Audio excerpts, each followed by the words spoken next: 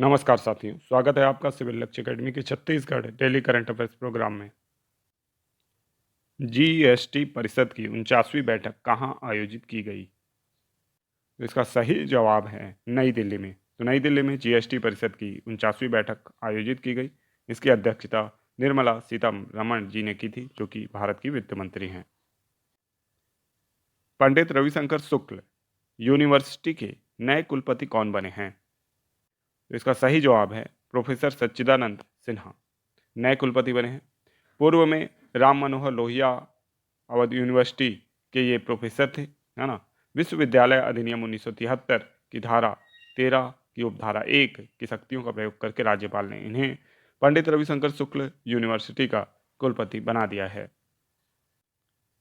Dada Saheb Phalke international film festival award में best film कौन सी बनी है?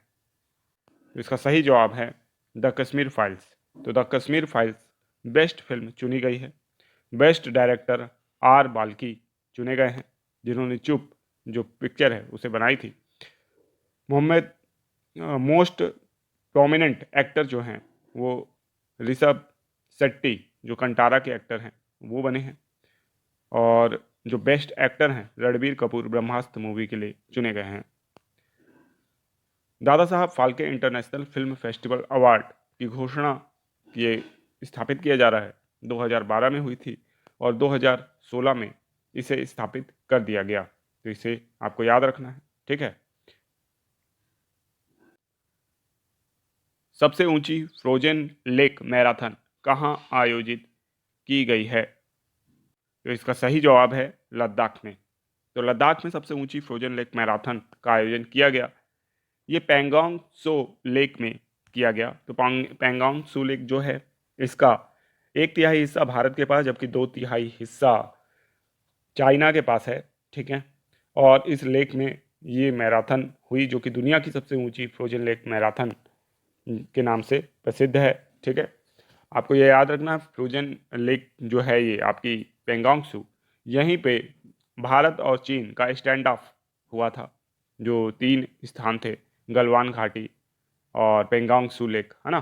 तो ये 3 स्थानों में से एक है, ठीक है। यहीं पे ब्लैक टॉप पर्वत भी स्थित है, जहाँ पे भारतीय सेना ने अपना वर्चस्व स्थापित कर लिया था और चाइना को मजबूर किया कि वो पीछे हटे, ठीक है। तो इस लेक का रणनीतिक महत्व भी बहुत ज़्यादा है, तो इसे भी याद रखना है। नेक्स्ट क्वेश्चन है, भारत का पहला हाइब्रिड रॉकेट कहाँ से लॉन्च किया गया? तो इसका सही जवाब है चेंगल पट्टू से। तो चेंगलपट्टू से भारत का पहला हाइब्रिड रॉकेट लॉन्च किया गया। हाइब्रिड में सॉलिड लिक्विड प्रोपेलेंट का एक साथ प्रयोग किया जाता है, इसलिए इसे बोला जाता है। चेंगलपट्टू कहाँ है? तो चेंगलपट्टू तमिलनाडु में स्थित है। तो ये भी अब आपका रॉकेट लॉन्चिंग स्टेशन हो गया है, इसलिए आपको ये भी याद रखना है। नेक्स्ट क्वेश्चन है, विश्व का सबसे ऊंचा मौसम स्टेशन कहाँ स्थापित किया गया है? तो इसका सही जवाब है माउंट एवरेस्ट में। माउंट एवरेस्ट में पर्वतारोही एवं वैज्ञानिकों के दल ने सबसे ऊंचे स्थान पर मौसम स्टेशन स्थापित किया है। इसकी ऊंचाई है 8,810 मीटर, ठीक है। मतलब टॉप से केवल 35-36 मीटर ही नीचे ये, या आप 38 मीटर मान लें एग्जैक्ट के हिसाब से, नीचे ये मौसम स्टेशन है, जो कि माउंट एवरेस्ट की मौसम की दशाओं को बताएगा, जिससे कि जो पर्वतारोही हैं और पर्यटक आएंगे जो भविष्य में यहाँ, उनके लिए कोई खतरा उत्पन्न होने से पहले उनको आगाह किया जा सके, ठीक है। तो बहुत ही साहसपूर्ण कदम पर्वतारोहियों एवं वैज्ञानिकों ने उठाया है। अब अंतिम प्रश्न आप लोगों के लिए, ISSF निशानेबाजी विश्व कप में रुद्राक्ष पाटिल ने कौन सा पदक हासिल किया? तो इसका सही जवाब आपको कमेंट बॉक्स में देना है। अब चलते हैं रिवीजन प्रश्नों की ओर।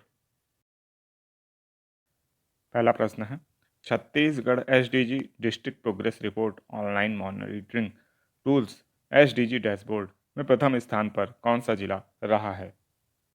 तो इसका सही जवाब है धमतरी। तो धमतरी जिला इसमें प्रथम रैंक पर रहा है। और ये जो एसडीजी डिस्ट्रिक्ट प्रोग्रेस रिपोर्ट है, इसका विमोचन जो किया है सीएम भूपेश बघेल जी के द्वारा किया गया है। 8 जिले फ्रंट रनर कैटेगरी में रहे हैं, जिसमें धमतरी, राजनांदगांव, बालोद, दुर्ग, बेमेतरा, गरियाबंद, महासमुंद व रायपुर शामिल हैं, ठीक है। तो इसको याद रखना है आपको। दूसरा प्रश्न है, अंजोर चर्चा पढ़ाई बर अभियान किस जिले में चलाया जा रहा है? तो इसका सही जवाब है बलौदाबाजार।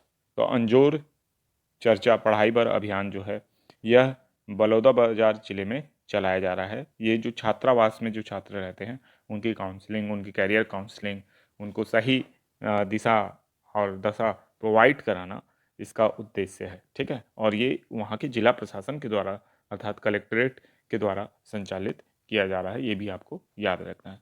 इसके अलावा आपको याद रखना है कि फेमिना मिस इंडिया छत्तीसगढ़ 2023 का खिताब जो जीता है अदिति शर्मा ने जीता है, तो इसको जरूर नोट करके रखिएगा। नेक्स्ट क्वेश्चन है, श्री विश्व भूषण हरिचंदन को शपथ कौन दिलाएंगे? तो इसका सही जवाब है छत्तीसगढ़ उच्च न्यायालय के मुख्य न्यायाधीश। ठीक है, तो श्री विष्णु भूषण हरिचंदन जो है अब वो राज्य के राज्यपाल बनने वाले हैं। पूर्व राज्यपाल जो थी वो अनुसुईया उइके जी थी, जिनका स्थान अब विश्व भूषण हरिचंदन जी लेंगे। ठीक है, इन्हें छत्तीसगढ़ उच्च न्यायालय के मुख्य न्यायाधीश जो कि अभी वर्तमान में हैं आपका अरूप कुमार गोस्वामी जी, वो इन्हें शपथ ग्रहण कराएंगे। ठीक है, तो ये याद रखिएगा आप। नेक्स्ट क्वेश्चन है, यूट्यूब के नए सीईओ कौन बने हैं?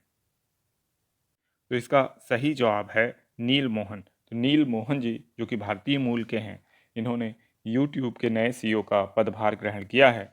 इससे पूर्व सुजैन जो थे वो यूट्यूब के सीईओ थे, जिन्होंने हाल ही में इस्तीफा दे दिया था। ठीक है, तो इसको याद रखना है। साथ ही साथ आपको ये भी याद रखना है कि हुंडई इंडिया की जो ब्रांड एम्बेसडर टीम है उसमें रेणुका सिंह ठाकुर और यास्तिका को शामिल किया गया है। ठीक है, जबकि यूपीआई लाइट फीचर पेटीएम ने जारी किया है। ठीक है, नेक्स्ट क्वेश्चन है, किस राष्ट्रीय उद्यान में 12 चीते छोड़े गए हैं?